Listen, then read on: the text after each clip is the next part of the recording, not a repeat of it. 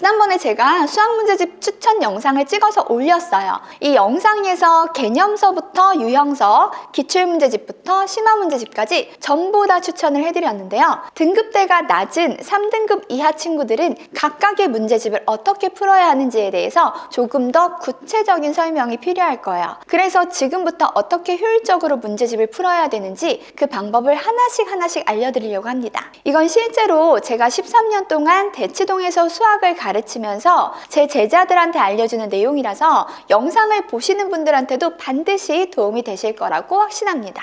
가장 첫 번째로 해야 되는 겁니다. 바로 문제집을 푸는 목표를 설정하는 거예요. 목표를 설정해야 어떤 문제집이 필요하고 어떻게 공부를 해야 될지 구체적인 공부 전략을 짤 수가 있어요. 대개 학생들이 세우는 목표의 종류로는 3가지가 있는데요. 이 중 여러분은 어디에 해당하는지 먼저 한번 체크해 보세요. 자, 첫 번째는 개념 이해, 두 번째는 실력 향상, 그러니까 성적 자체를 높이기, 세 번째는 시험 대비. 자, 설정하셨나요? 그럼 지금부터 각 목표마다 어떻게 공부하는 게 좋을지 구체적으로 설명해 드릴게요. 자, 첫 번째는 개념 이해하기입니다. 자, 개념 이해하기가 목표인 친구들은요, 당연히 문제집도 개념서부터 보셔야 되겠죠? 등급별로 제가 추천드리는 개념서로는 하위권은 풍산자, 그리고 중위권은 개념 원리, 그리고 중상위권은 수학의 바이블 마플 교과서, 상위권은 순마 쿰라우데입니다. 또 등급에 상관없이 교과서랑 수학의 정석도 추천해 드립니다. 수학의 정석은 너무 딱딱하고 너무 재미가 없고 또 어떻게 생각하면 올드하다는 생각이 들 수 있겠지만 이것만큼 기본기를 탄탄히 닦는데 좋은 책도 없다고 생각이 들어요. 역사와 전통이 있는 책이잖아요. 이 책으로 기초를 탄탄히 닦아서 현재 좋은 성적으로 좋은 대학에 가 있는 친구들이 세상에 굉장히 많은 책입니다. 이렇게 본인의 상황에 맞춰서 개념서를 한 권 고른 다음에는요,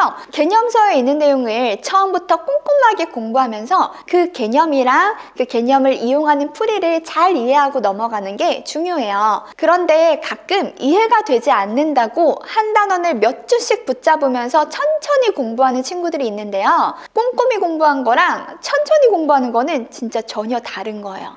꼼꼼히 공부한다는 건 핵심 개념과 원리를 놓치지 않고 제대로 이해하는 것을 말합니다. 중요한 부분에 시간을 투자하되 불필요한 부분에 매달리지는 않는 거예요. 반면 천천히 공부한다는 건 그냥 단순히 진도가 느린 것을 의미하는 거예요. 완벽주의에 빠져가지고 한 문제를 며칠씩 붙들고 있거나 이해가 안 된다는 이유로 계속 같은 페이지만 읽고 있는 것은 효율적인 공부법이 아닙니다. 그런데 이렇게만 얘기하면 감이 안 올 거예요. 직접 보면서 제가 설명을 드릴게요. 어떤 친구들이 천천히 공부하는 건지 한번 알려줘 볼게요. 선생님, 학생이 쓰던 책이에요. 지금 모집단과 표본이라는 단원이고 이렇게 줄이 막 그어져 있는 걸 볼 수 있어. 같이 한번 읽어볼까요? 인구조사는 국민 전체를 대상으로 하기 때문에 조사에 많은 시간과 비용이 소요된대. 여기다 줄을 쳐놨어요. 매년 실시하지 않고 5년마다 실시합니다. 이와 같이 조사의 대상이 되는 자료 전체를 빠짐없이 조사하는 방법을 전수조사라고 하며, 이런 데다가 동그라미도 쳐놨고, 전수조사를 하기 위해서는 많은 노력과 비용, 긴 시간이 소요되는 경우가 많습니다. 한편 공장에서 생산되는 정보의 수명조사와 같이 지금 여기도 줄이 쳐져 있고, 조사 대상이 제품인 경우에는 조사 과정에서 제품이 파손되거나 상품 가치가 떨어지게 되어 조사한 제품은 상품으로 판매할 수 없으므로 여기에다가도 꽤 진하게 글씨가 써져 있어요. 따라서 시청률 조사, 동그라미 크게 쳐져 있고, 특정 제품의 수명조사 등과 같은 전수조사가 힘든 조사 대상인 경우 얘가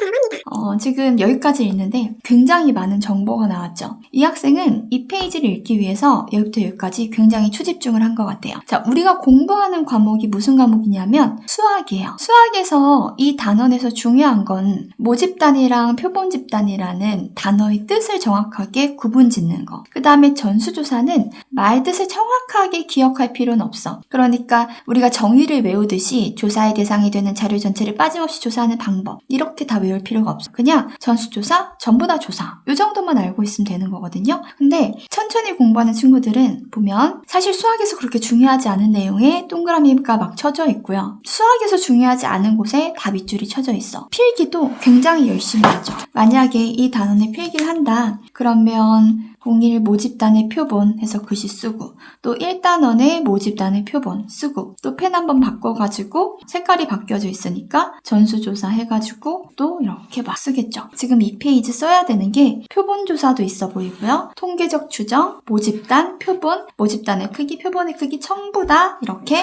필기를 해줘야 될 거예요. 정리 노트 너무 중요하다고 들었기 때문에 노트 정리 이렇게 열심히 하는데, 이 친구가 노트 정리를 열심히 했을 때 이거를 나중에 보면 지금 이 페이지만 해도 이 정도의 길이가 나올 거거든. 노트 적는데 시간 다 쓰고, 책 읽는데 시간 쓰고, 여기서 중요한 거 한번 다시 읽고, 그런데 시간을 다 쓰면 이 단원을 다 공부하는데 시간이 너무 오래 걸려요. 게다가 우리는 집중하는데 시간에 제약이 있단 말이야. 너무 오랫동안 집중하기는 힘들거든요. 그래서 적당히 좀 효율적으로 집중을 해나가는 연습을 하는 게 좋아요. 물론 맨 앞에서부터 이해를 해야지 나는 마음이 편해 하는 그 마음은 알겠지만, 그렇다고 해서 모르고 넘어가라는 얘기까지는 아닌데, 수학이라는 단원에서 중요한 게 무엇인지 정확히 짚고 넘어가야 된다는 거야. 적어도 이 단원명이 모집단과 표본이고 뭐가 중요한지 잘 모르겠으면 뒤에 나오는 문제라도 한번 쓱 읽어보는 거예요. 지금 보면 정규 분포를 따르는 모집단에서 표본을 이미 추출할 때 표본 평균의 평균과 분산, 이런 단어가 중요하다면 적어도 이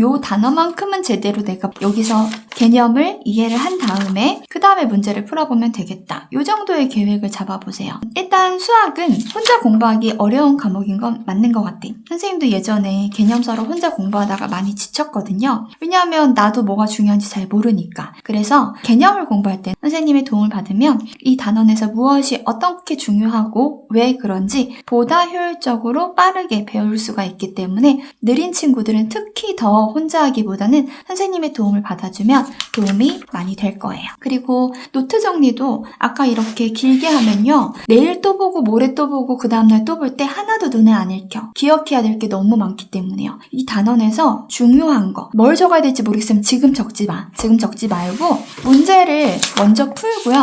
문제를 풀면서 내가 어떤 단어의 뜻을 몰라서 문제를 못 풀었어. 또는 어떤 것의 정의를 몰라서 문제를 못 풀었어? 그러면 그때 그것에 해당하는 것만 한번 노트에다 적어볼까요? 이 페이지 자체를 널널하게 두고 그냥 널널하게 적어보는 거야. 나중에 노트 개정하면 되잖아요. 그쵸? 노트를 예쁘고 깔끔하고 모든 것을 다 넣는 것에 시간을 쓰지 말고 오늘 쓰는 나도 시간을 쓰는 거지만 내일 읽을 나도 시간을 쓰는 거거든요. 내용이 너무 방대하면 집중이 잘 안 됩니다. 여러분이 기억하기 좋은 거, 기억을 해야만 하는 거, 공부하기 좋은 노트만 딱 깔끔하게 몇 가지만 적어두는 식으로 노트 정리를 해주면 좋을 것 같아요. 특히 수능을 준비하는 학생이라면 수원, 수투, 확통 등 여러 과목을 한정된 시간 안에 공부해야 되거든요. 그래서 제가 분량을 정해드리면 일주일에 2단원 정도는 해내는 것을 추천드려요. 만약에 공부를 하다가 이해가 잘 안 되는 개념이 있다면 해당 내용을 짧게 메모를 해두었다가 나중에 선생님한테 물어보시거나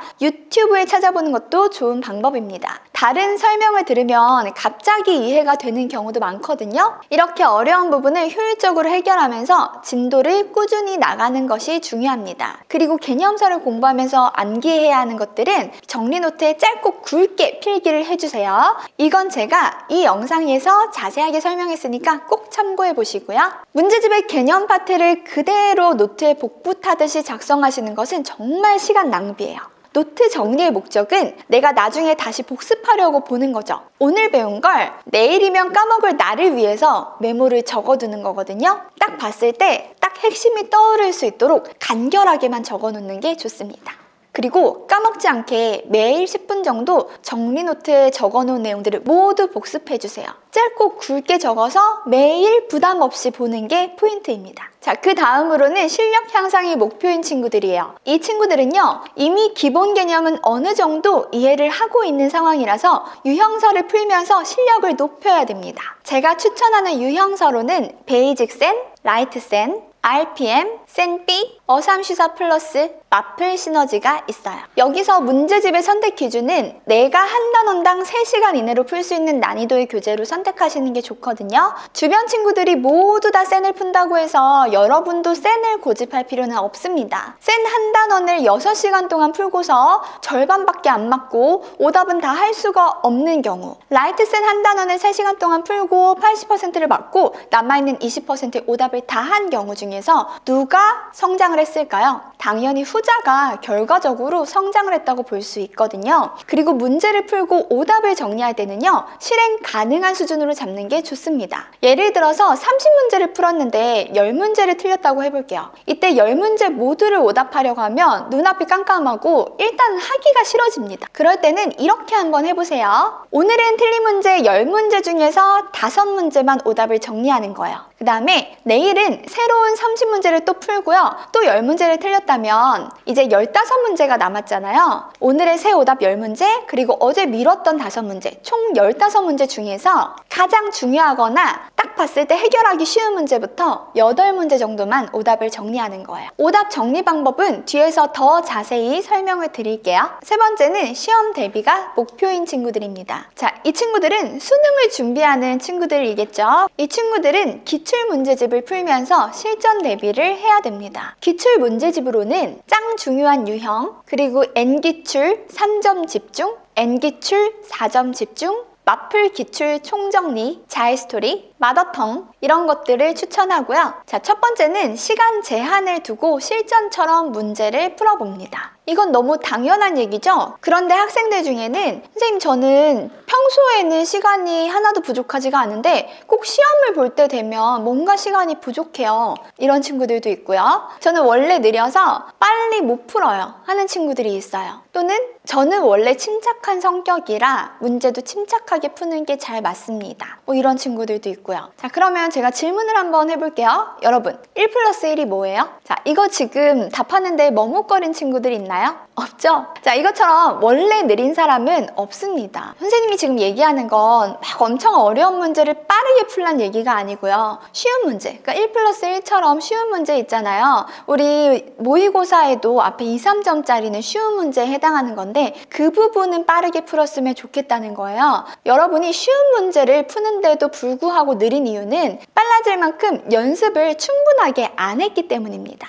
특히 수능 시험장에서 시간 제약은요, 중상위권 친구들한테 많이 발생을 하거든요. 일단 쉬운 문제를 1, 2등급 친구들에 비해서 빠르게 풀지도 못하는 편인데 조금이라도 또 난이도가 높은 문제를 만나면 엄청 끙끙대느라고 또 시간을 제대로 쓸 수가 없죠. 어려운 문제에서는요, 만약에 여러분이 5분 정도 문제를 풀어보고 도무지 해답이 잘 안 보인다면 다음 문제로 넘어가는 것도 연습을 해두는 것이 좋습니다. 시험을 볼 때는 항상 실전 경험을 많이 쌓아두는 게 좋아요. 그래서 어려운 문제가 나올 때 내가 어떻게 대처를 할 것인지에 대해서도 미리 머릿속에 알고리즘을 만들어두는 게 좋습니다. 또 막히는 게 있을 때 쿨하게 넘어가는 것조차도 연습을 해둬야 됩니다. 자, 두 번째는 한 번에 맞힐 수 있도록 연습하는 게 중요합니다. 2, 3등급 친구들이 가장 많이 하는 이야기는 실수 때문에 제 실력만큼 점수가 나오지 않았어요. 이거거든요. 수학은 실수를 줄이는 게 가장 빠르게 점수를 올리는 방법일 수 있어요. 자, 실수를 줄이는 방법에는 크게 2가지가 있습니다. 첫 번째는 실수 패턴을 파악하는 거예요.